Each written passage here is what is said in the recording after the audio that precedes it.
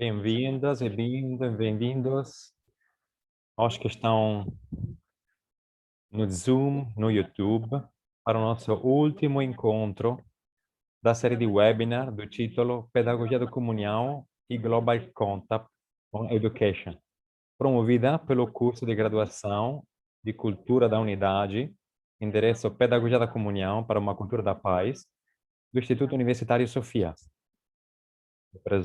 Eu me chamo Sara Felli, sou graduada em Sociologia na Sapienza de Roma e após o Master aqui em Sofia, na Cultura da Unidade, estou levando em frente um doutorado de pesquisa. Os temas da Pedagogia da Comunhão não são estranhos aos meus percursos e por 16 anos me levou a um vínculo cotidiano com formação com jovens e adolescentes de diferentes lugares do mundo. Então, hoje tenho o prazer de moderar esse seminário sobre o tema Comunidade Educadora e Desenvolvimento Socioafetivo da Criança. Teremos 3 hóspedes hoje, as professoras Silvia Cataldi e Chiara Spatola e o Dr. Mário Iacevoli. Já estou vendo aqui presentes, aos quais dou uma saudação calorosa daqui da sede de Sofia. Bem-vindos. Passo algumas notas técnicas para ajudar todas e todos a participar da melhor forma possível. Para quem está no Zoom e querem acompanhar inglês, português ou espanhol, podem escolher a correspondência de tradução, apertando tradução na barra embaixo do Zoom e escolher o idioma desiderado. O seminário terá a modalidade com os primeiros 3/4 de hora com 15 minutos cada um os relatores, os palestrantes, e no final é um espaço para o diálogo, com a possibilidade de fazer perguntas e que cada vez mais podem ser enviadas indicando para quem seria a pergunta. Quem está no Zoom pode usar a chat, question, answer ou levantar a mão e a coordenação pode ativar o microfone. Para quem está acompanhando o seminário pelo YouTube, podem colocar as perguntas na chat do canal. Teremos a chat do Zoom para algumas indicações de problemas técnicos, na esperança que tenhamos hoje. Após essas notas técnicas, vamos entrar ao vivo desse nosso webinar e vos apresento o primeiro dos nossos hóspedes, Mário Iacevoli, psicólogo, psicoterapeuta, conseguiu o doutorado de pesquisa em ciências médicas e clínica experimental na Universidade de Padova, obtendo a especialização em psicoterapia cognitiva em Florença. Atualmente é professor encarregado de elementos de psicologia do desenvolvimento da educação no IUS, aonde está frequentando a escola de pós-doc e coordenador dos programas de formação na Itália e internacionais para educadores que operam com infância, crianças e adolescentes. Colabora com o grupo editorial Città Nuova para projetos sempre no contexto educativo. Querido Mário, com você. Obrigado, Sara, pela introdução, pela apresentação. Eu também quero saudar a todas e todos que estão hoje aqui conosco.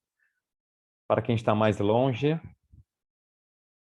e a professora Chiara, a professora Silvia, que estão presentes hoje nesse espaço, gostaria de utilizar esses poucos minutos que eu tenho à disposição para compartilhar algumas reflexões importantes da comunidade no crescimento e desenvolvimento psicológico da criança. Na apresentação do Pacto Global da Educação, desse ciclo de webinar, o Papa Francisco sublinha a urgência de reconstruir o Pacto Educacional Global através da criação do que ele mesmo chamou uma grande aldeia da educação, necessário para enfrentar as transformações epocais que estamos passando. Uma grande aldeia que, segundo o Papa, deveria ter a coragem de colocar a pessoa no centro, no nosso caso, a criança, a coragem de investir as melhores energias na educação, com criatividade e responsabilidade, a coragem de formar pessoas dispostas a se colocarem a serviço da comunidade. Um aspecto que me curtiu, o convite não foi direcionado a nós, exclusivas na formação, na educação, a escola, a família, a paróquia. Mas esse convite está aberto a todas as expressões da sociedade civil, as intelectuais, científicas, artísticas, desportivas, muito próximas da sensibilidade do Papa, mas também as políticas e empresariais. Não é por acaso que um famoso provérbio africano diga: para criar uma criança é necessária uma aldeia inteira, não somente uma parte dela. Do ponto de vista psicológico, podemos dizer que a qualidade das experiências que o meio ambiente oferece à criança é fundamental para o seu crescimento. Nesse sentido, a comunidade pode ser entendida como um lugar de encontros, um lugar de olhares, de relações, onde a criança pode vivenciar a experiência de si mesmo e do outro. E a comunidade representa, ao mesmo tempo, o principal fator promotor do desenvolvimento da pessoa em todas as suas dimensões, cognitiva, afetiva, social, identitária, mas também um importante fator de prevenção, no que diz respeito ao possível desenvolvimento de trajetórias problemáticas e até psicopatológicas. Precisa dizer também que, por muito tempo, a maioria das teorias e autores que influenciaram a pesquisa do desenvolvimento psicológico, particularmente no mundo ocidental, consideram a pessoa separada do seu ambiente físico, social e relacional. Segundo essas concepções, como contributo que ajudou muito o desenvolvimento dessa disciplina, o desenvolvimento é, antes de tudo, uma questão individual e que o ambiente se limita a influenciar um pouco, mas permanece individual. Tem outras escolas, a sociocultural, do Vygotsky, que é o principal autor conhecido, as abordagens contextuais, da qual nasceu, por exemplo, a teoria dos sistemas ecológicos, a psicologia cultural e transcultural, que reconhecem o contexto e a comunidade um desempenho de um papel central no desenvolvimento da pessoa e, portanto, da criança e do jovem. Entre estas, a teoria dos sistemas ecológicos talvez é a mais completa se quisermos tentar compreender as dinâmicas subjacentes aos processos de desenvolvimento, porque inclui, nos contextos descritos pelo autor, além dos elementos psicológicos, também outros elementos culturais, sociológicos, antropológicos, econômicos, políticos, ou seja, aquela aldeia inteira que foi evocada pelo provérbio africano. Uma primeira pergunta, uma primeira pista de reflexão que eu gostaria de propor para vocês é essa: como os relacionamentos, a comunidade promovem o desenvolvimento da criança? Dizíamos que o desenvolvimento não diz respeito apenas às pessoas, mas envolve também o seu ambiente, a comunidade toda, as pessoas com as quais a criança interage. A criança tem potencial e tendências inatas, mas é o contexto em que nasce e cresce que vai influenciar o tipo de pessoa que está destinada a se tornar. Isso, a gente dizia, vale para todas as dimensões: cognitiva, socioafetiva, identitária. Por exemplo, muitas vezes somos levados a pensar a identidade como um dom natural, algo com o qual nascemos, herdamos, definidas, imutável. Uma entidade que, de qualquer forma, existe em si mesma. Em vez, teria mais sentido que a gente falasse de identidade como algo, processo social, relacional, como dimensão emergente, para usar as palavras de Maturana, que emerge da dinâmica relacional no domínio da intersubjetividade gerada pela família e pela comunidade para a qual a pessoa pertence, e é fruto do reconhecimento mútuo com os outros. Em certo sentido, o que constituiria o nosso ser pessoa seria, paradoxalmente, seria fora de nós, generado, criado, que acontece entre. Falar de relação nesse contexto significa se referir a um processo que transcende a separação entre as pessoas, a criança de um lado, e a sociedade, a comunidade do outro. Temos que fazer o esforço de considerar eles em uma relação de complementariedade, reciprocidade, mutualidade de conhecimento, ou tomando o construto filosófico de intersubjetividade, onde um adquire seu sentido de estar na relação com o outro.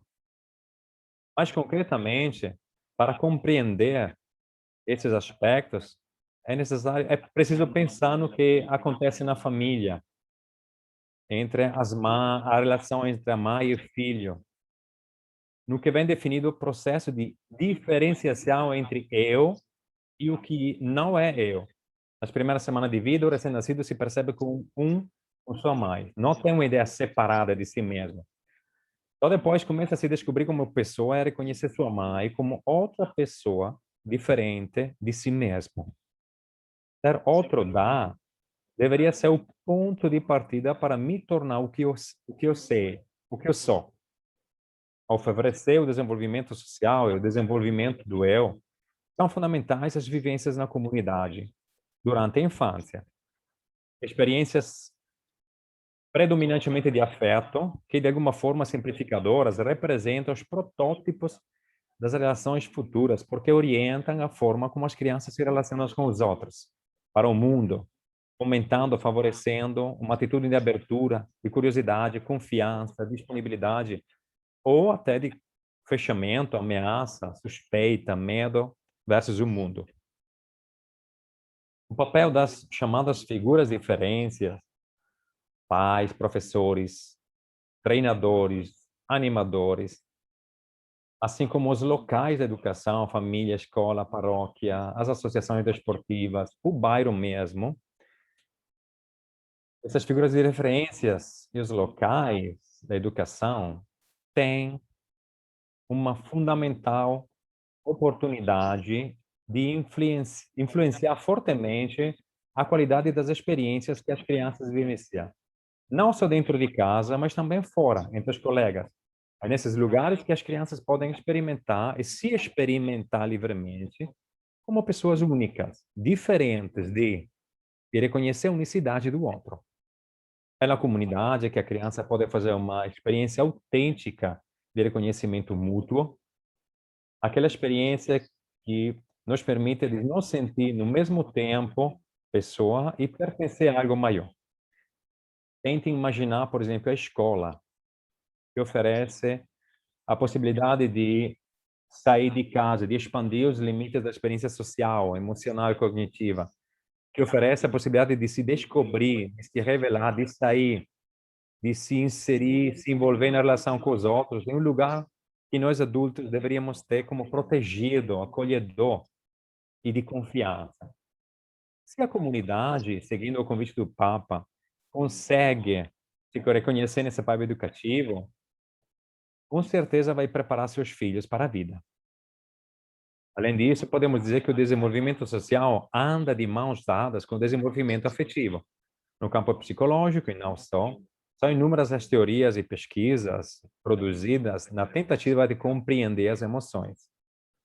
Embora esse interesse pelo campo científico esteja vivo há muitos anos, o crescente analfabetismo emocional, um conceito introduzido por Goleman, no famoso livro de 95, mas também é uma sociedade altamente competitiva e individualista, cada vez mais orientada para o desempenho, o que eu sou capaz de fazer, e menos para o viver, o sentido, cada vez mais para o desenvolvimento técnico e tecnológico e menos para as relações humanas, tudo isso torna necessária a restauração do valor e espaço para as emoções na educação das crianças. A própria etimologia da palavra emoção, emovere ou mover-se para fora, refere-se a um movimento que começa dentro de nós e vai em direção aos outros. Nessa perspectiva, as emoções podem ser vistas, de uma certa forma, como um pré-requisito essencial inscrito em nós para nos relacionarmos. Dizia antes que são muitas as teorias que se sucederam com o intuito de descrever o desenvolvimento socioafetivo. Não temos tempo para falar de todas. Basta saber que as emoções são uma experiência relacional, a primeira forma de comunicação, a primeira forma de relacionamento, de comunicação quando viemos ao mundo. É uma característica humana, natural, inata, fundamental. São também uma porta de entrada para o mundo interior, além do fato de ser uma porta para o mundo exterior. Uma segunda pergunta, uma segunda reflexão que eu quero compartilhar: de que forma entra em ação a comunidade e as relações que a criança desenvolve no desenvolvimento afetivo? Segundo o Steven Gordon, anos 90, dentro de uma perspectiva socioconstrutivista, foi um dos primeiros a enfatizar o papel da cultura emocional. Aqui as crianças são expostas precocemente e a propor a construção de competências emocionais entende como um conjunto de conhecimentos, habilidades comportamentais e experiências de afeto. Em particular, de acordo com Gordon, a aquisição dessa cultura emocional deveria ser o pré-requisito para ser emocionalmente competente. Ou seja, os conceitos que as crianças formam sobre as emoções estão diretamente ligados às crenças, ao léxico, ao vocabulário, às experiências educacionais que a comunidade propõe. As crianças, participando da vida coletiva, constroem concepções pessoais de emoções, o significado deles, a gama de expressões aceitáveis, os contextos onde é permitido expressá-las e a forma de expressá-las, justamente em virtude da cultura emocional em que elas crescem. Nos anos 2000, o Carol Sarni expandiu esse construto de competência emocional de Gordon, destacando ainda mais os aspectos relacionais. Segundo essa autora, os componentes da competência emocional seriam aquelas habilidades necessárias para viver, para habilitar as transações sociais, as trocas, as relações, o lugar onde o significado se estabelece. A Sarni identifica algumas habilidades básicas da competência emotiva. Vamos tentar elencá-las. 8 são competências que são promovidas pelos programas de educação à afetividade. Estamos começando a ver em muitas áreas educativas, nas escolas, nas famílias. Então, a primeira, ser conscientes das próprias emoções. A capacidade de distinguir e compreender as emoções dos outros. Ter um vocabulário adequado emocional que permita reconhecer, nomear, processar e compartilhar as próprias emoções. O envolvimento empático, a capacidade de separar as próprias experiências emocionais dos comportamentos expressivos, ou seja, a capacidade de reconhecer que as nossas emoções e o nosso modo de expressá-las pode ter um efeito sobre os outros. A Sarni fala da capacidade de lidar com as próprias emoções negativas por meio de estratégias de autorregulação, assim como reconhecer que a qualidade dos relacionamentos está diretamente relacionada às experiências emocionais vivenciadas dentro delas. E como última, a Sari fala de autoeficácia emocional, ou seja, a aceitação da própria vida emocional, das próprias experiências emocionais, que implica duas coisas, de não pouco conto. O primeiro é sobre o autoconhecimento, e o segundo, que fala a respeito da disponibilidade para se olhar para dentro. Nos últimos anos, cresceu as consciências sobre a importância da dimensão afetiva na educação. São cada vez mais os programas que envolvem as famílias, a escola, às vezes também outras áreas da vida das crianças.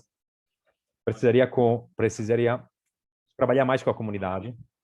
São programas com o objetivo de promover uma maior competência emocional, mas também para contrariar uma certa concepção de educação que se baseia, sobretudo, em muitas áreas do mundo, sobre a transmissão de habilidades intelectuais ou ferramentas relacionadas ao saber fazer. Citando o Papa Francisco novamente, a educação passa pela harmonia de cabeça, mãos e coração. E não somente competências intelectuais ou saber fazer, mas também o que eu sinto, a área afetiva. Gosto de concluir essa primeira introdução, com as palavras de Cosme, médico polaco, que além das muitas palavras, eu acho que o lugar mais adapto para qualquer experiência emocional seja a arte e a poesia.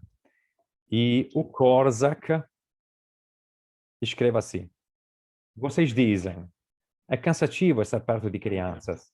Vocês estão certos. Em seguida, adiciona, porque tem que descer ao nível deles, curvar-se, tornar-se pequenos.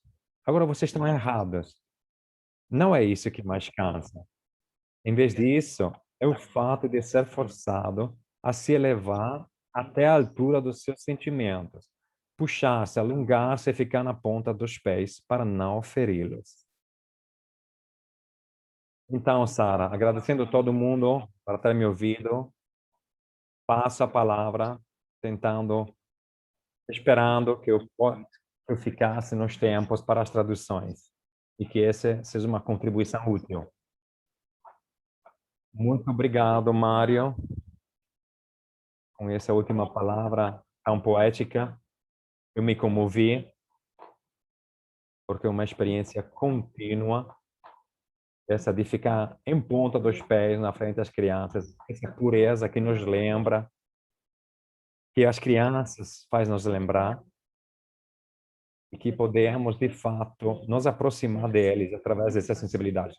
Obrigado por ter ficado no tempo, e passo a palavra para a segunda relatora, Chiara Spatola, psicóloga clínica, psicoterapeuta, doutora de pesquisa em psicopatologia do desenvolvimento, docente da Faculdade de Psicologia da Universidade Católica do Sacro Cuore de Milão e no IUSF, Instituto Universitário Sofia. Desenvolve atividade de pesquisa em psicologia clínica, em psicopatologia do desenvolvimento. Chiara, a palavra é com você. Bom, obrigado. Uma saudação a todas, a todos que estão acompanhando. Agradeço, Mário, por essa primeira parte, de verdade muito interessante, que nos deu vários pontos de reflexão. E então, eu quero compartilhar com vocês a minha tela.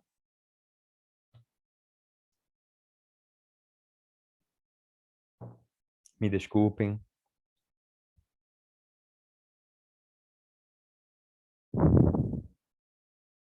Então, tudo estava pronto aqui. Agora consegui. E então, nessa tarde, eu gostaria de retomar algumas coisas que Mário já falou sobre o importantíssimo papel da comunidade que educa para o desenvolvimento da criança. Eu gostaria de sublinhar a perspectiva da psicopatologia do desenvolvimento.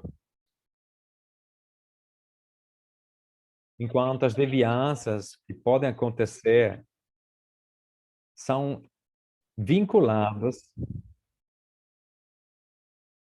Você acha de ter compartilhado a tela? Ainda não está compartilhada a tela, me desculpe. Vou retomar compartilhando a tela. Agora estão vendo? Sim, ok. Eu queria começar com vocês com duas perguntas. Como os contextos educacionais podem atuar como fator de proteção contra o aparecimento de problemas psicológicos e psiquiátricos na criança, e não só nos contextos mais formais, mas também nos contextos e não formais, como foram sublinhados por Mauro. Podem aparecer marginais, mas não são. Toda aquela rede de relações vária com as quais a criança entra em contato. A segunda questão: qual o papel da comunidade educativa quando já é presente uma trajetória de formas psicopatológicas, de problemas psicológicos? Quando a criança manifesta problemas psicopatológicos, que sejam na área interior como na área de exteriorizar essas ações.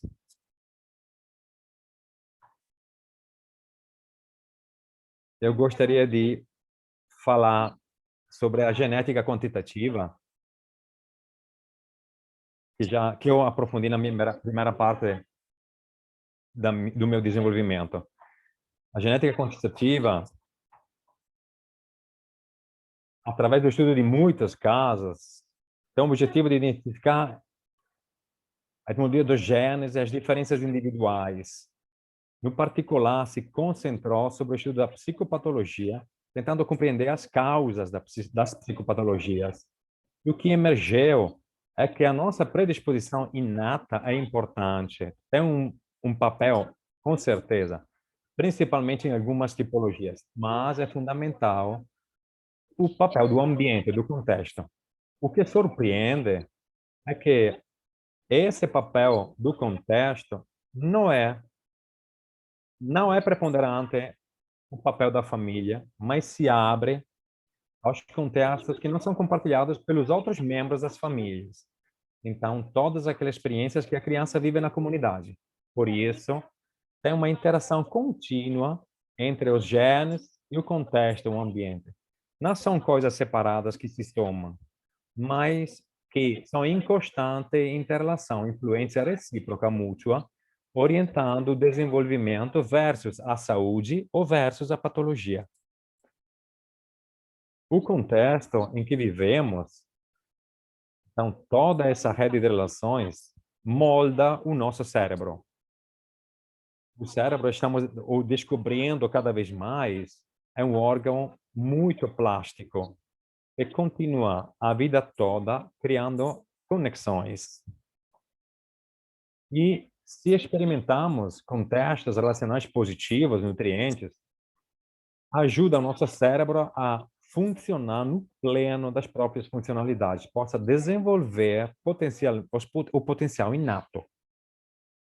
Então, com voi, eu queria vos perguntar, a comunidade que educa, como pode construir contextos ambientais que sejam de fato nutrientes, que façam florescer a criança, que permitem a ele de achar um terreno que acolhe para chegar a um desenvolvimento o quanto mais possível harmônico.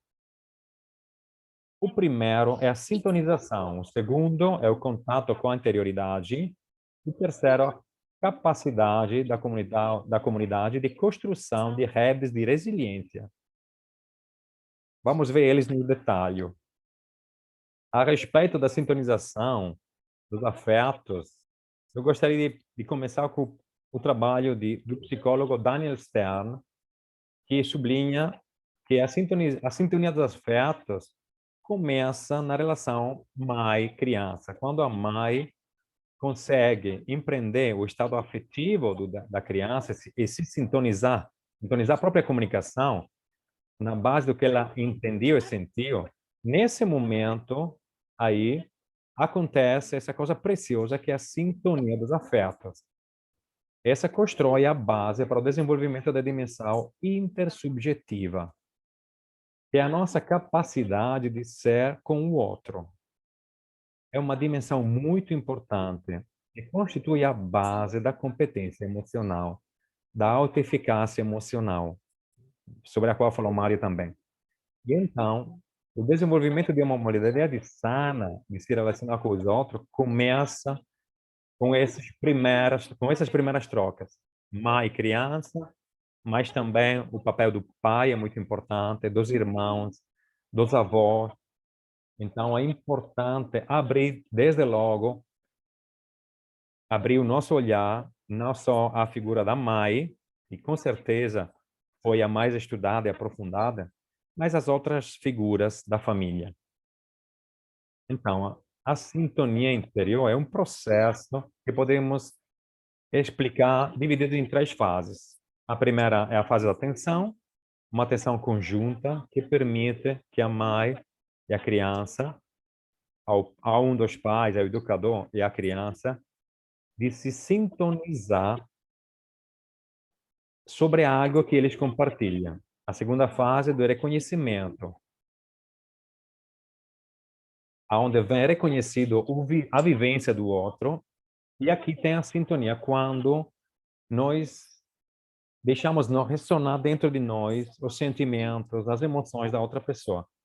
Então, somos caixa de ressonância pelo que o outro está experimentando, vivendo no momento presente. Isso é muito importante. Assim, o sintonizar não vem sempre, sempre é renovado no presente, no momento presente. Através desse processo, a criança chega à consciência que do que ele sente tem sentido, tem valor. Então, esses estudos sobre a sintonia foram enriquecidos com as neurociências. Nesse propósito, Alan Shaw sublinha uma estreita relação entre afeto, cérebro e desenvolvimento. E explica como, se sintonizando com a mente de outras pessoas, a criança tem a possibilidade de maturar, amadurecer os circuitos cerebrais que estão embaixo da capacidade de autorregulação, onde tem uma emoção muito intensa que pode se traduzir em comportamentos impulsivos. A criança é capaz de se autorregular, de se calmar e de retomar o controle do comportamento. Como antes eu falava, esse processo não é específico da relação mãe e filho. É importante abrir o olhar a todos os contextos aonde essa sintonização pode acontecer.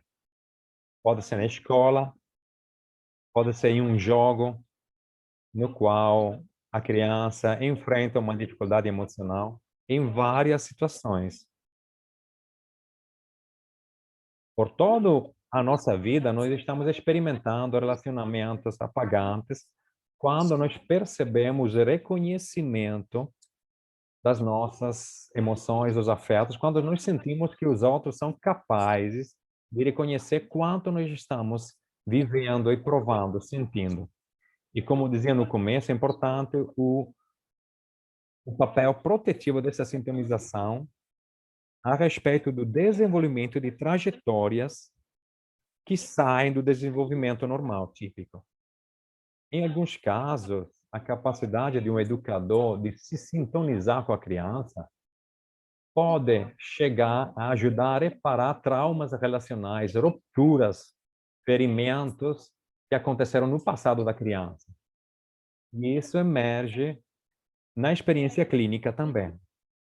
A vida interior da criança, se é percebida além do que é o comportamento dele, que pode ser disfuncional, porque não estamos agora no âmbito da psicopatologia. Então, a criança que tem um comportamento disfuncional, se ele é visto na própria interioridade, na própria unicidade, além do que ele faz, ele tem essa possibilidade de reparar, essa possibilidade de se reconhecer.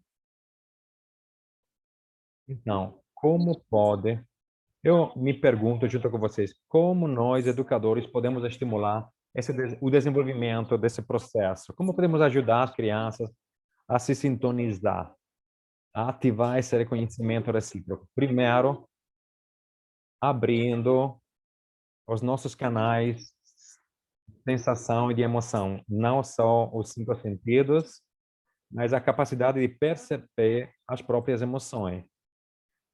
Deixar no fundo todo o resto, os julgamentos, as ideias, a nossa intenção de transmitir algo, de ensinar algo naquele momento. Ser capazes, quando estamos vendo que existe uma emoção difícil, de deixar todo o resto no fundo e de ser aí plenamente com a criança, com todas as nossas dimensões.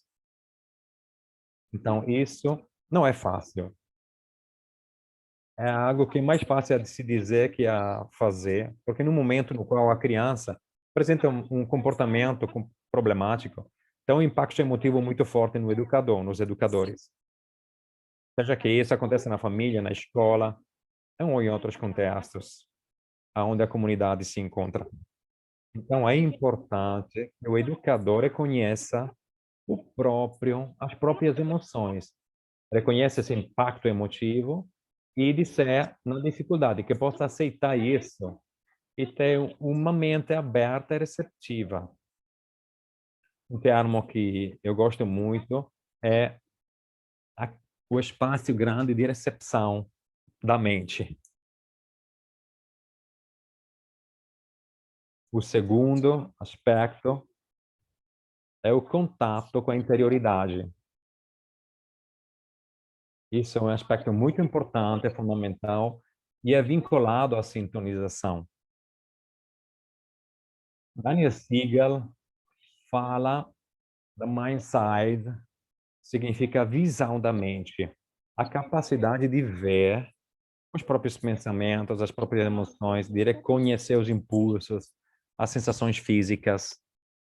Então, essa capacidade, segundo Daniel Siegel, é fundamental. As crianças e os adolescentes hoje são expostos a um elevado fluxo de informações, é um contato cotidiano, constante com a tecnologia, social media, internet. Isso, se de um lado é um recurso, nós vimos na pandemia, a tecnologia nos permitiu de nos conectar, mas do outro lado tem um risco, e nos leve a deixar de lado a vida interior, porque todos os espaços vazios são ocupados pela tecnologia, pelo utilizo desses instrumentos. Nesse ponto, não tendo mais esses espaços vazios de conexão com o próprio mundo interior, os adolescentes e as crianças não alenam esses circuitos cerebrais da visão da mente. Não treinam esses circuitos. Ele sublinha como o tempo da interioridade favorece a integração cerebral. Então, o nosso cérebro é conectado, mas essa integração cerebral pode ser favorecida através de algumas experiências. O contato com a interioridade é uma dessas experiências, enquanto facilita o desenvolvimento de fibras integrativas na região pré-frontal, que são importantes por uma série de funções, harmonizando uma atividade dos dois hemisférios, o do lado direito, o mais emotivo, e o do lado esquerdo, que é mais lógico e racional.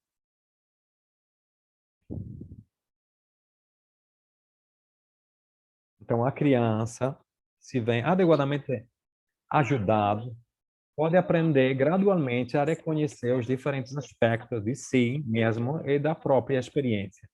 Isso pode ser feito de forma diferente a segundo da fase de desenvolvimento. Não será igual para uma criança ou um adolescente, mas em todas as fases do desenvolvimento, essa capacidade de se ver, de ver dentro de si, tem um papel fundamental, porque quebra as relações impulsivas que cada vez mais são causas dos comportamentos agressivos. Então, permite de criar um espaço de reflexão entre a emoção e a ação, onde a criança, naquele espaço, pode decidir o que é importante para mim, o que é que eu quero fazer nesse momento.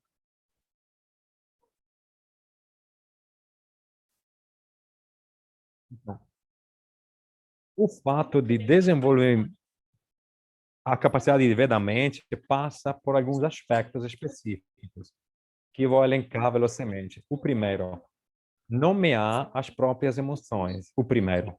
Então, conseguir definir o que a criança vive. Reconhecer pensamentos e impulsos sem ser oprimido por eles. Aprender a se acalmar por meio de estratégias, como, por exemplo, chamar atenção para a respiração, como faz a mindfulness, compreender o efeito que o próprio comportamento tem nas outras pessoas, essa base para a empatia, refletir sobre quem se quer ser e sobre o que se deseja. Então, a criança pode entrar em contato com a própria dimensão de valores. Se nós os ajudamos desde muito pequeno, a criança tem a capacidade de parar de refletir. Mas o que eu quero ser? O que eu quero fazer na minha vida?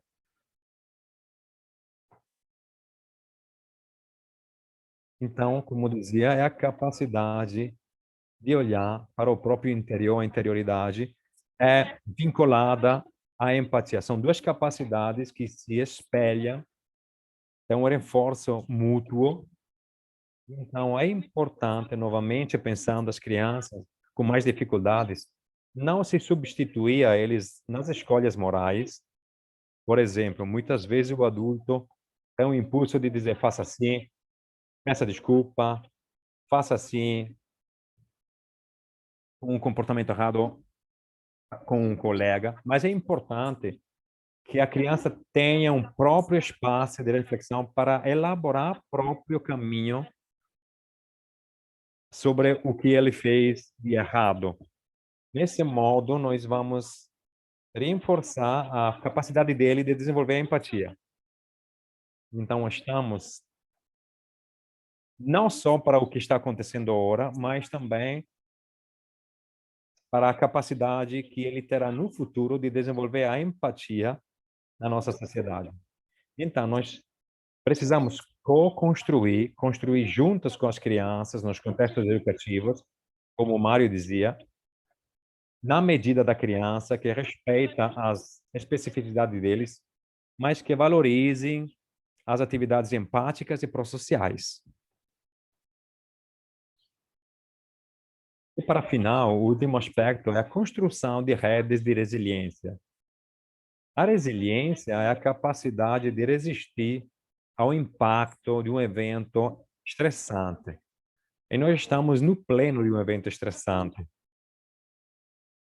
Nessa ocasião, como em muitas outras, quando o ser humano se encontra frente a um impacto com algo de difícil, que provoca dor, é importante contar sobre a conexão entre as pessoas, porque somos mais resilientes e mais fortes se estamos conectados entre nós. E isso é demonstrado pelas experiências e por estudos científicos. E então, a comunidade que educa, antes de tudo, deve ser consciente do próprio papel e da importância enorme desse papel educacional. Precisa achar espaços para se confrontar, para se interrogar, para refletir sobre ela mesma, também com a ajuda de educadores que têm corações diferentes, posições diferentes.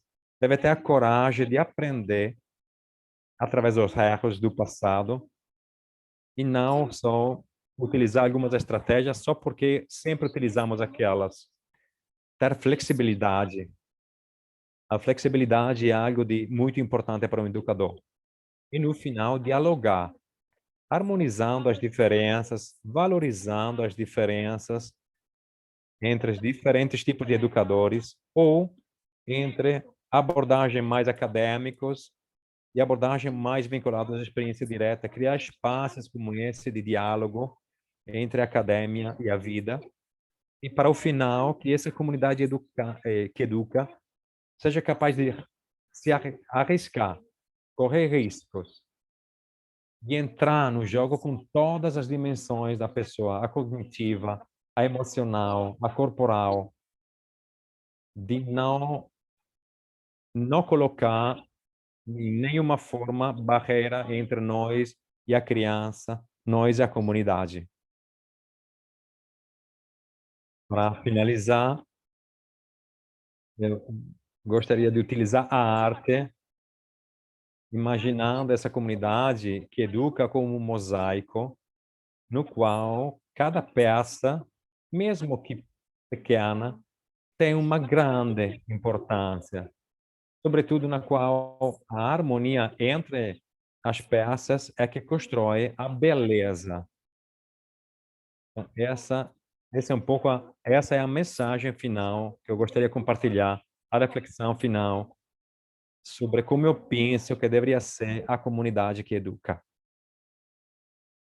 Vos agradeço por terem me ouvido, espero de não ter sido muito rápida pelos tradutores. Obrigado, professora Chiara, obrigado pela sua participação, muito rico de pontos concretos para os educadores, para todos os adultos que se aproximam às crianças, para facilitar, pelo menos não impedir o desenvolvimento delas. Obrigado, de verdade. Lembrando que podem chegar na chat de YouTube e de Zoom as perguntas e, no segundo momento, serão passadas. Agora apresento a última hóspede de hoje, a professora Silvia Cataldi, e com a sua participação vai comentar sobre como descansa do webinar, vai comentar o que foi apresentado hoje. Ensina sociologia na Sapiência de Roma, se ocupa da metodologia da pesquisa social. Entre as temas tem os regimes de ação social não instrumentais, coordena a Rede Internacional de Pesquisa Social One e é corresponsável do diálogo com a cultura do movimento dos populares.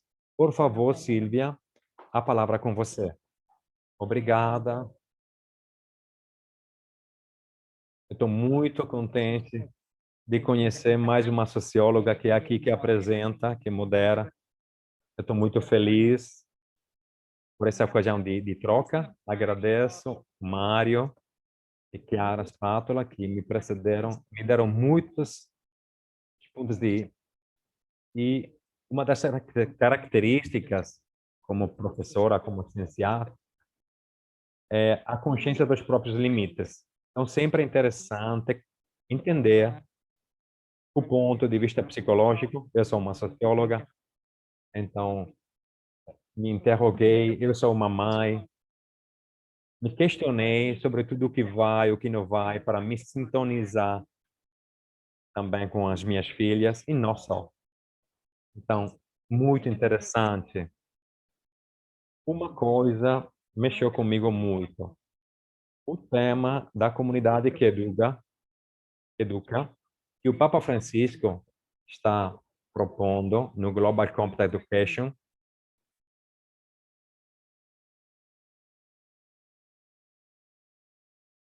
Eu também queria reatualizar sobre esse ponto de vista. Na realidade, existem documentos internacionais,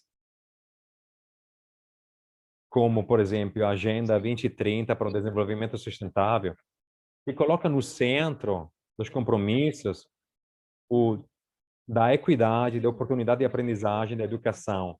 Então, esse conceito da comunidade que educa, que está dentro do Global Compact Education, é algo que pode pertencer a uma linha guia a nível internacional. Eu gostaria que fosse a nível de política sobrenacional. Como socióloga, me questiono mais porque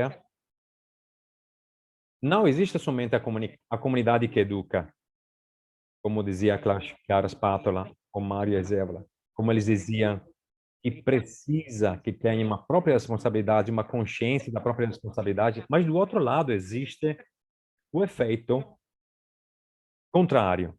Graças ao papel de educação, através de uma educação integral, é importante que a comunidade se constitui. O efeito tem sempre duas faces: a educação versus a criança, mas também o fato constitui a comunidade mesma. E isso, para mim, é a coisa mais interessante. Desse ponto de vista, eu gostaria de falar de três pontos que eu acho importantes e uma coisa que eu sempre tive no coração e que os relatos anteriores re- revitalizaram em alguns encontros onde tivemos possibilidade de discutir e de refletir. O primeiro ponto fala sobre um aspecto muito forte que é dentro do Global Compact Education, mas que é fundamental para nós também. Então, fazer o acto muito forte cognitivo, epistêmico, seja de ação. Assumir um ponto de vista específico. O ponto de vista dos últimos, dos pequenos. Isso, isso uma questão para todas as nossas ações cotidianas, mas também para nós que estamos estudosos, pesquisadores. E é um ato muito forte, porque não podemos ser neutrais. No concreto, o que significa? Significa comentar pelas periferias, pelos últimos, mas também colocar de novo no centro algumas temáticas como o de gênero, a educação das meninas, das garotas. Isso com certeza é um dos aspectos. Ou falar, colocar no centro a disabilidade, as diferentes formas, a psicopatologia. Quer dizer, se colocar de novo nesse ponto de vista. Isso é fundamental para todos nós, educadores, mas pela comunidade inteira. O que é que significa comunidade que educa? Não é somente ter a responsabilidade dessas pessoas, mas também saber que isso tem um efeito de construção da comunidade mesma, tendo esse ponto de vista. É uma revolução, praticamente.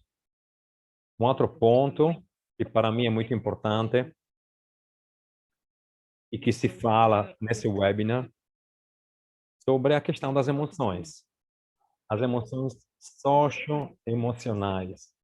No Global Compact tem uma expressão que diz: a educação é, antes de tudo, uma questão de amor.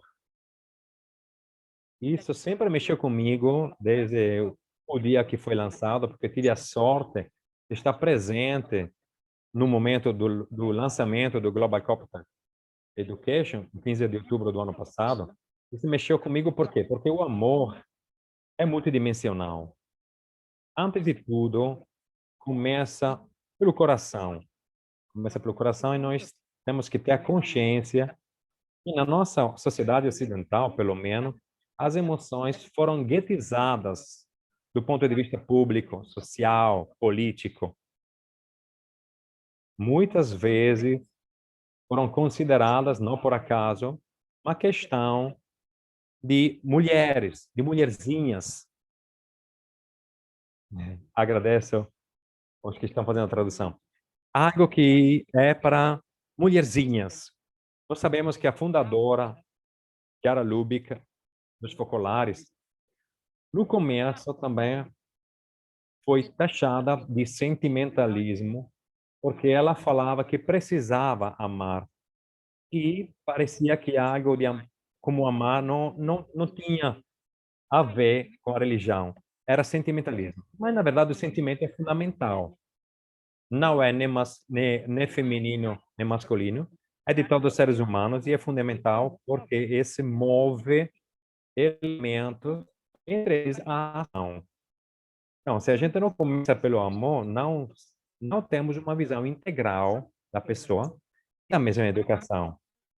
O amor também é uma dimensão eminentemente prática. Falava disso muito bem o sociólogo francês Bourdieu, e falava da dimensão prática do amor.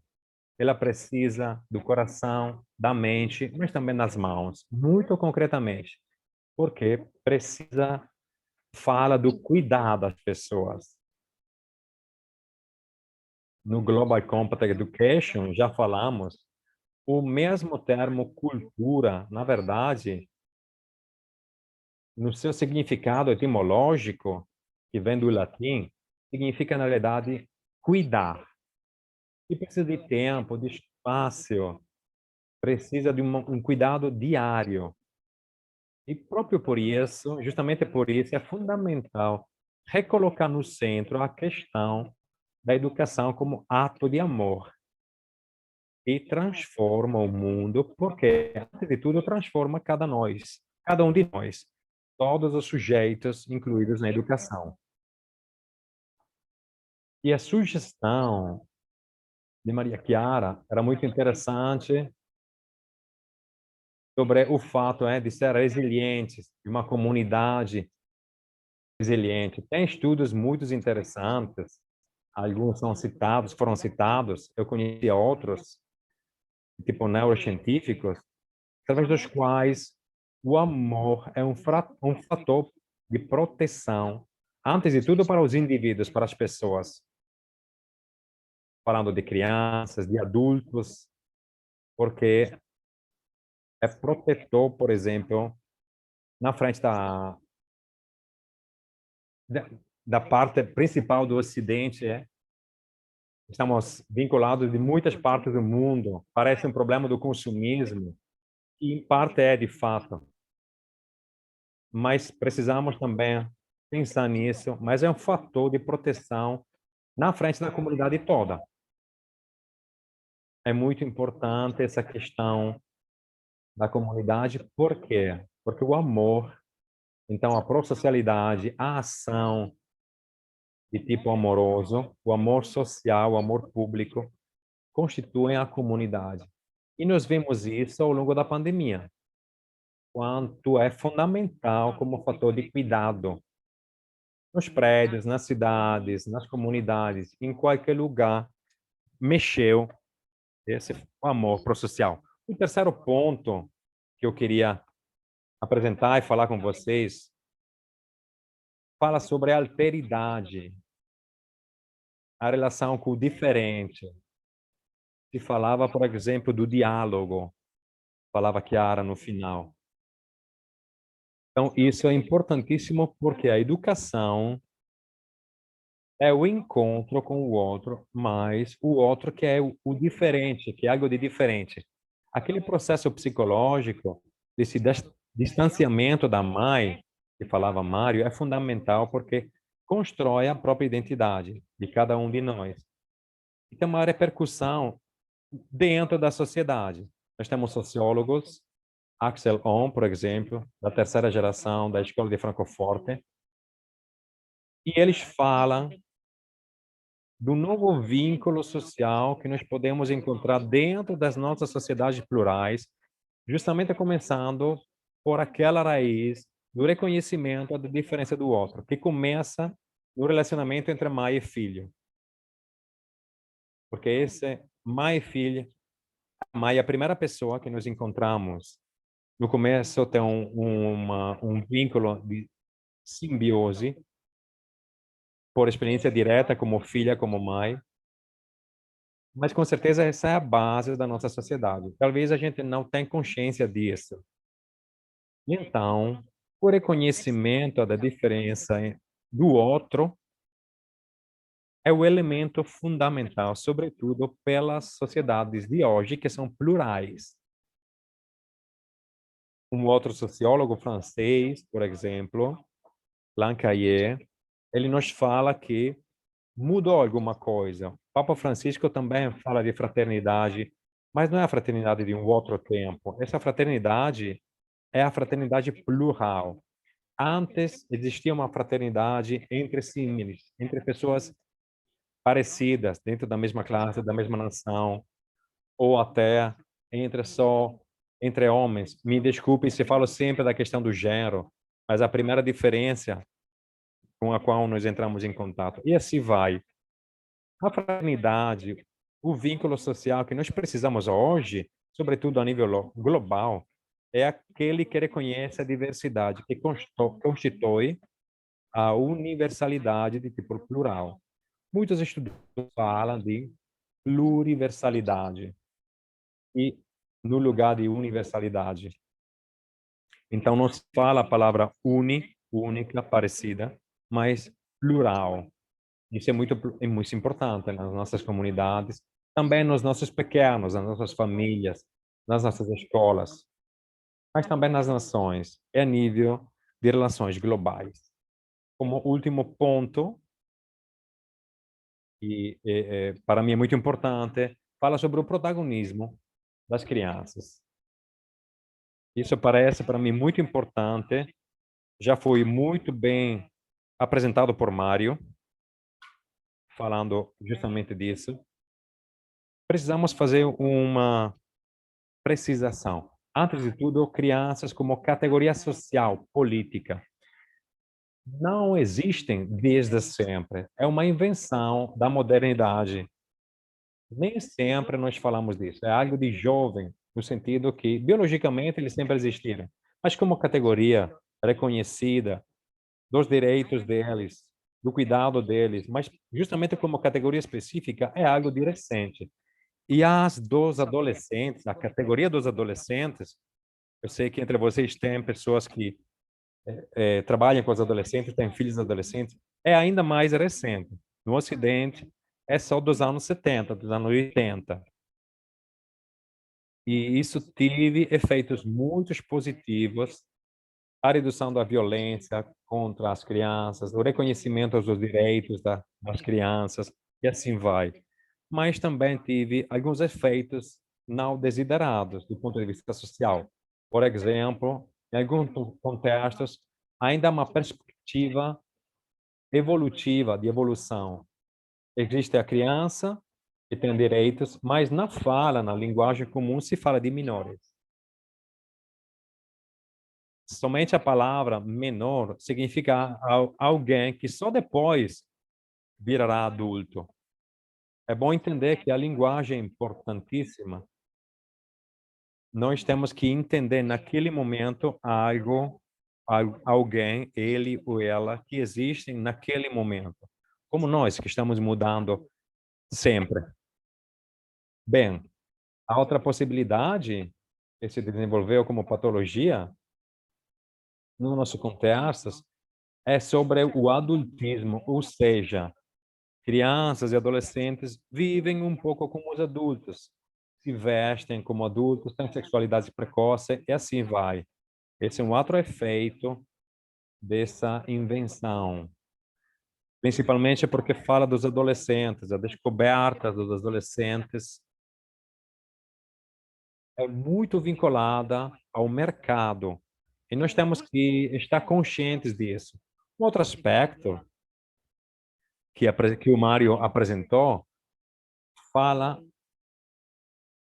talvez a gente não considere crianças e adolescentes como uma parte essencial da nossa sociedade, no sentido fundamental e precisa ser tutelada. Nós temos talvez algo de segregação de crianças e adolescentes. O que significa? Que de fato nós, dentro da nossa cabeça, pensamos que infelizmente é mais o Ocidente que fala isso. Temos que reaprender de outros contextos. É o fato que crianças e adolescentes são na mão de outras agências especializadas, por exemplo, a família, mas também sistemas educacionais de socialização, agências de socialização como as escolas, a paróquia, ou novas como os mídias, social media. Isso é muito importante, porque esse é um efeito perverso da invenção, da criação, ou do modo de tratar a categoria social e política da infância e do adolescente. Porque, de fato, levou a um desinteresse político e social versus crianças por parte de quem não se ocupa deles. Como dizer, é sua responsabilidade porque você é pai, porque você é escola, e assim vai. No lugar disso, é preciso repensar a criança, adolescente como um ator social, como um cidadão ativo, um sujeito protagonista. Então, não podemos ter agências que se ocupam disso. A comunidade que educa não tem só responsabilidade, mas deve reconhecer a função ativa deles, porque a comunidade mesma seja diferente. Então, primeiro, a nível científico. Eu falo isso por quê? Porque a nível científico, esses seminários falam de um percurso de formação estamos lançando, e nós temos aqui também o professor Mila, que vai falar disso. E então, do ponto de vista científico, nem todas as disciplinas se ocupam de crianças e adolescentes. É como se só algumas pudessem falar deles. Não é um interesse geral do ponto de vista disciplinar. Temos a pedagogia, claro, a psicologia, mas só tem alguns tipos. Outros não se preocupam com isso, e assim vai. Eu que sou sociólogo, socióloga também, eu sei que alguns políticos e sociólogos não se ocupam de crianças. Talvez tenha algo que não funciona do ponto de vista disciplinar. Eles são atores, protagonistas, cidadãos. A outra coisa, com certeza, é rever as declarações dos direitos de crianças e de jovens com algumas responsabilidades.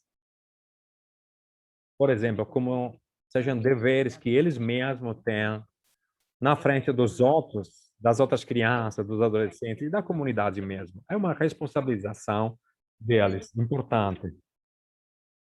Ou outras propostas são as de criar órgãos que já existem em algumas partes e precisamos difundir isso do ponto de vista político.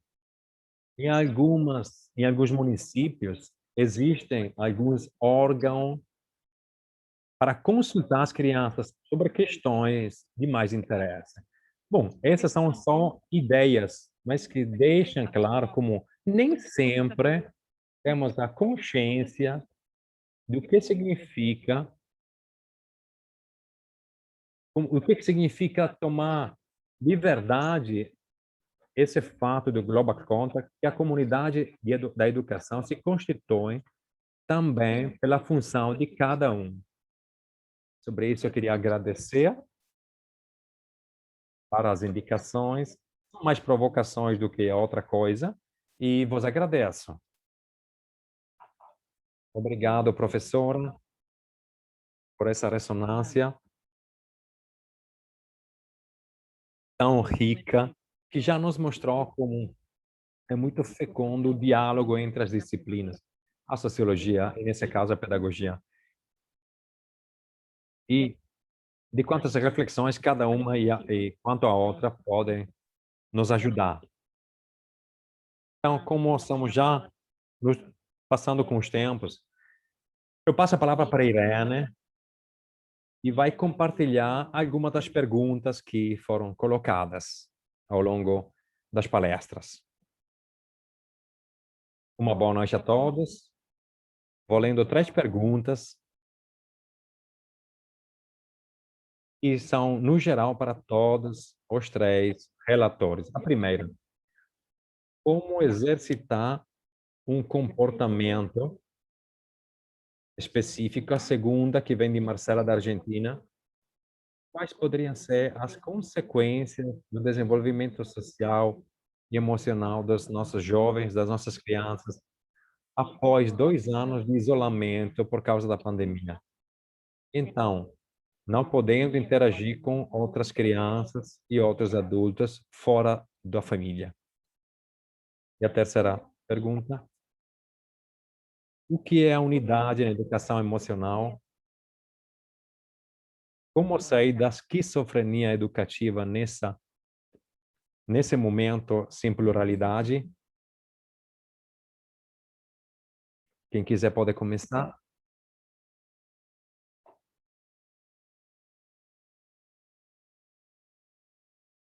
Não tinha uma pessoa específica, se vocês querem escolher ou quem quer começar a falar, talvez o Mário.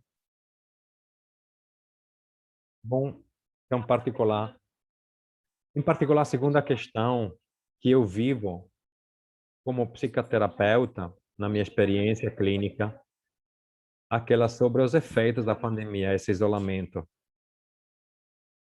Infelizmente, precisamos dizer que os efeitos existem. Nós estamos nos vendo esses efeitos, eles são muito importantes. Então, como comunidade que educa, é importante se interrogar e questionar quais eles são e, sobretudo, como nós podemos acolhê-los Com certeza, uma das coisas que eu notei que o isolamento nos trouxe nas crianças mais frágeis e começa a quebrar a rede ao redor deles, esse isolamento que levou a escola, por exemplo, a mancar, a falta da escola no cotidiano, cresceu a tendência a se fechar no próprio quarto, a entrar cada vez mais em contato com a tecnologia, que já era algo de pesado, mas se potencializou. Então, como a parte, a dimensão corpórea, a dimensão emocional das relações faltou. Por isso, de fato, é importante. Não existe um modo ou uma receita para superar isso, para passar isso, mas talvez a chave é a da coesão. Procurar, como educadores, de oferecer cada vez mais contextos, de escutar os momentos difíceis, de receber mais com escuta do que com o julgamento. Perguntar como viveram esse momento, como eles se sentem agora que estamos recomeçando timidamente. Por exemplo, os adolescentes com ânsia social, e talvez conseguia controlar isso, agora eles estão tendo muita dificuldade, porque após o isolamento, como se eles tivessem que se reacostumar com o juízo do outro, a dificuldade com o contato corpóreo. Então, é uma pergunta muito importante sobre a qual, com certeza, eu não dei uma resposta exaustiva, mas precisamos nos questionar como comunidade, com certeza.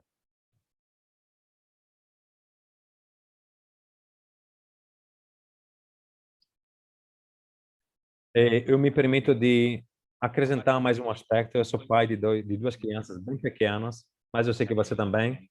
Kiara tem 3. E essa questão eu me fiz, antes de tudo, como pai,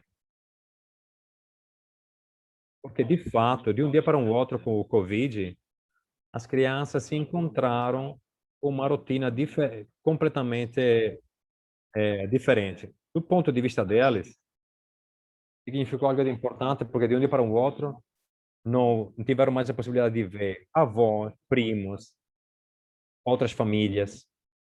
Muitas vezes tem famílias com uma criança só, então isso foi ainda mais de distanciamento social, ou sem impossibilidade de ter relações entre pares, assim como faltou a rotina, a organização familiar.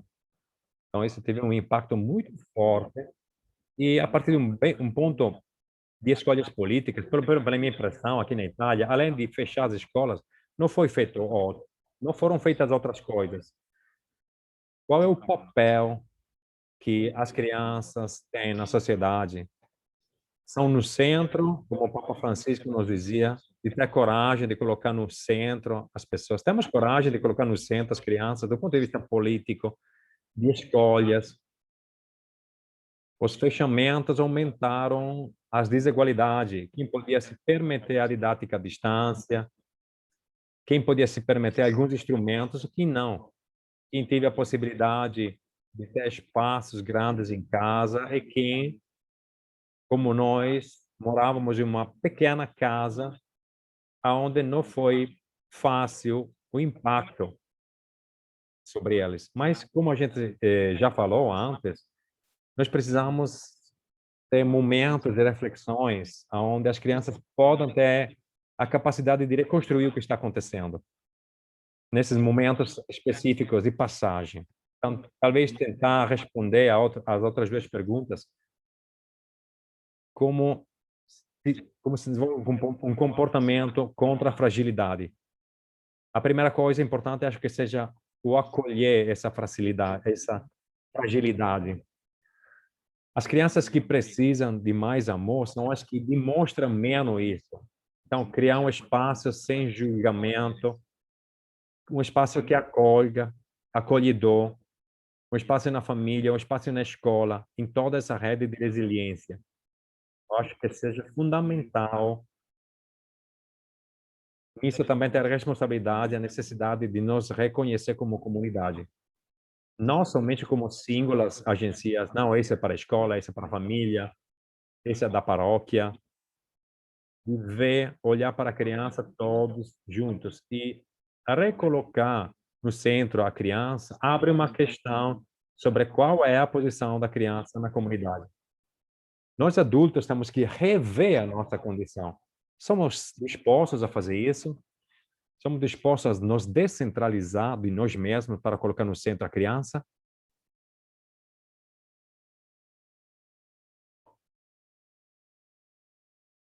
E no final chegou mais uma pergunta. Sirene, se você quer compartilhar.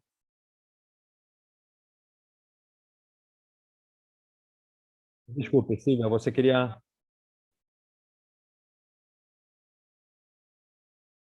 Sim, uma era para Chiara, no específico, sobre o cérebro. Sim, eu li na chat como identificar nas crianças a relação entre afeto, cérebro e desenvolvimento. Algo que eu já falei na minha apresentação. Com certeza, a modalidade é a relação. Se nós sintonizamos com a criança e procuramos estimular esse processo recíproco, me sintonizo com você, que agora talvez você tenha uma emoção difícil, mas também te solicito a você se sintonizar comigo, com o outro, com o colega, conseguir criar uma reciprocidade. Isso faz com que no cérebro se ativem os circuitos, por exemplo, os neurônios espelhos, que já foram muito estudados, mas tem muitas outras áreas que são deputadas a esses processos de empatia. E cada vez mais nós treinamos eles, cada vez mais essas conexões se reforçam. Então, desde criança, como nós podemos ensinar para ele a autonomia, podemos ensinar para ele, mas também nós aprendemos junto com eles, porque é uma co-construção. Não é que a gente faça algo de aula, mas a gente vive a empatia com eles para aprendermos juntos. Muitas vezes é útil que os educadores se coloquem na posição de eu aprendo com você, a me sintonizar, a parar, a me acalmar, a desenvolver esse papel empático.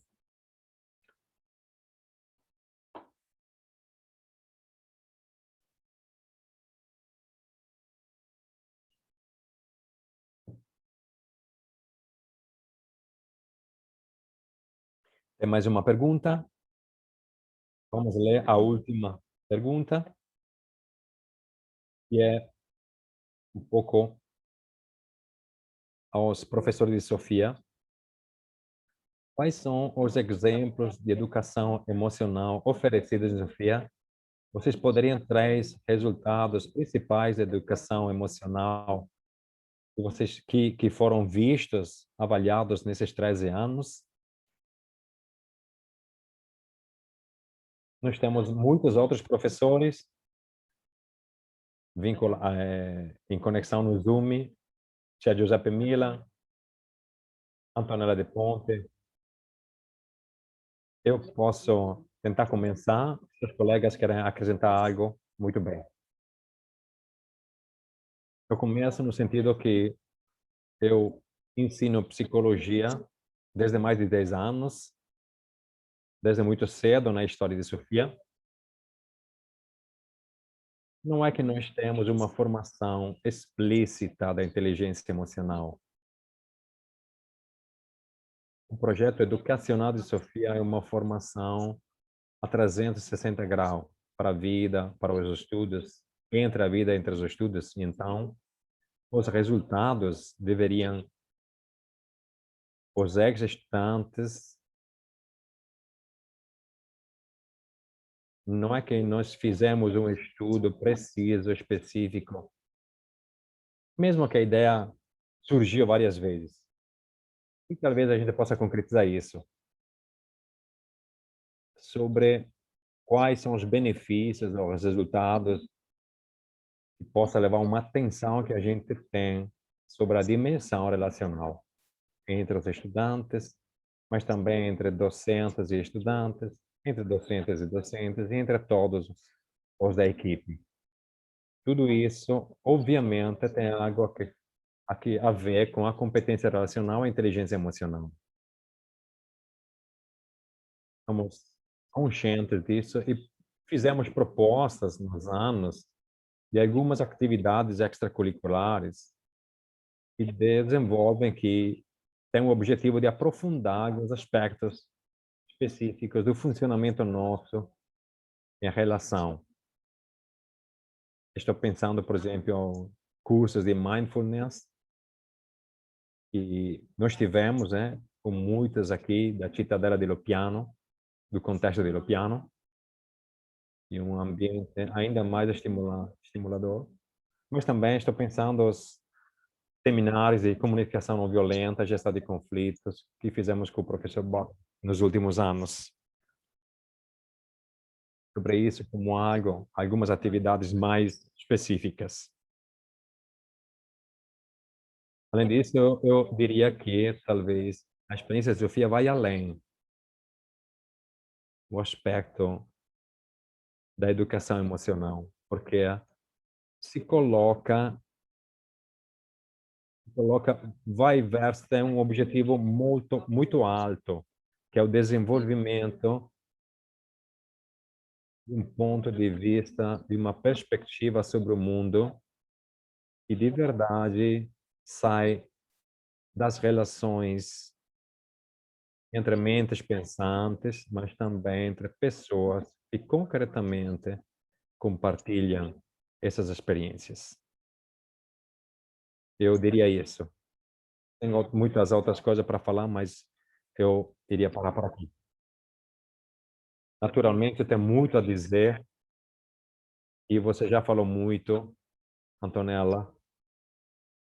Eu acredito que a experiência de Sofia seja uma experiência de uma narração cotidiana que se explica na didática, mas se explica nos corredores, nas ruas, e a experiência dessa relacionalidade pelo aponto. E talvez o que nós podemos colher, após muitos anos e muitos que passaram através dessa dimensão de sinergia didática, mas não só, é justamente a consciência que se encontra em muitos, quando nós também nos colocamos em uma posição de diálogo e de escuta, a consciência de ser um pouco mais atores de encontro, de diálogo, e por isso atores de escuta, atores de empatia, atores de participação ativa, de compromisso, através dessa participação nos circuitos relacionais próximos e comunitários, se aquisissem não só os conteúdos teóricos, que são muito importantes e que ajudam também, mas se aquisissem essa lenta e às vezes imperceptível competência em ser pessoas que têm as antenas e que captam o outro, que captam as diferentes linguagens, a captar muitas vezes o que é escondido, a captar aquela dimensão clandestina, escondida em cada um de nós nos contextos, e a ser, por isso, intérpretes da realidade que se vive. Leitores, intérpretes e atores, intérpretes. Então, o que não é mensurável no sentido tradicional do termo, mas que nós podemos facilmente colher em muitos, é justamente essa dimensão de narração que nós continuamos a ser competentes, porque Sofia tenta ser isso, porque temos muitos resultados com muitos estudantes ao longo do curso, no final do curso, eles falam comigo, mas sei o que fala com outros. Eu gostei de me reencontrar nessa dialogicidade. E isso é a coisa linda, algo que permaneceu dentro. Nós descobrimos que isso pode ser uma competência.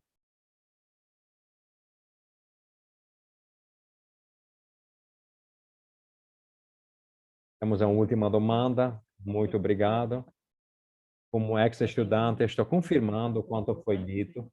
Eu passo a palavra para a Irene para a última pergunta. Então, uma pergunta de Valentina. Como educadores, como os que trabalham nos processos educacionais, quais critérios, métodos são importantes quando se formam grupos interdisciplinares e interculturais que através do diálogo, procuram gerar os processos de aprendizagem significativas nas crianças, nos jovens, considerando a originalidade deles, os projetos de desenvolvimento e a cultura deles, e, no mesmo tempo, educando versus uma função guia no pacto educacional na comunidade nas quais eles se encontram. Talvez Silvia, que ainda não falou, quer falar? É difícil essa pergunta. Agradeço, porque é muito interessante. Penso que, de um lado, somos nós, educadores, que, de uma certa forma, precisamos ficar na ponta do pé, porque temos uma formação, sobretudo a nível geracional, que não é interdisciplinar. Não é. De fato, não é assim.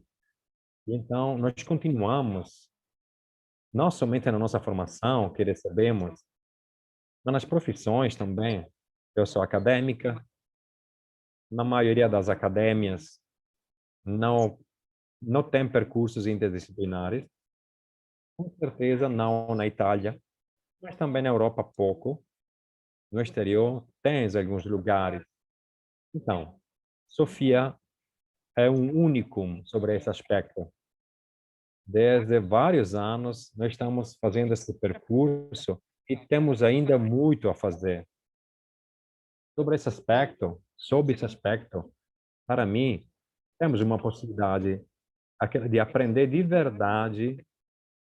Eu estou vendo isso dos jovens que nos põem essas perguntas, nos questionam sobre a complexidade do mundo, a pandemia, a ecologia. São todas questões interdisciplinares e nós adultos sabemos enfrentar de uma forma de verdade transversal somente até um certo ponto.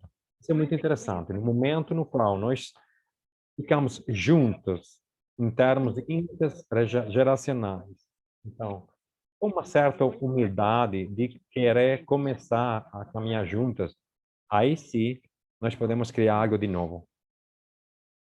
Essa também é um pouco uma experiência que no cotidiano estamos fazendo.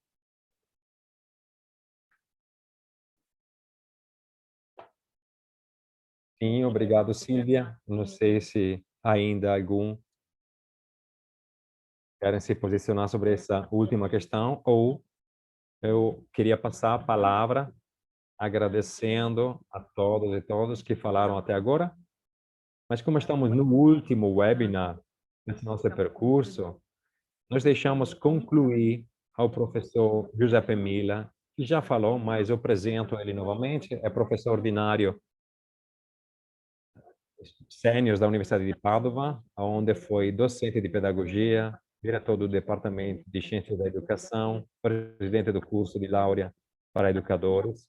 Em Sofia, é docente de pedagogia de comunhão e da pedagogia da paz, da intercultura. E, além disso, ensina filosofia da educação, introdução à pedagogia, na Universidade de Trento. É com você, professor Milan, a palavra. Obrigado. Mas só duas palavras para concluir e para uma saudação.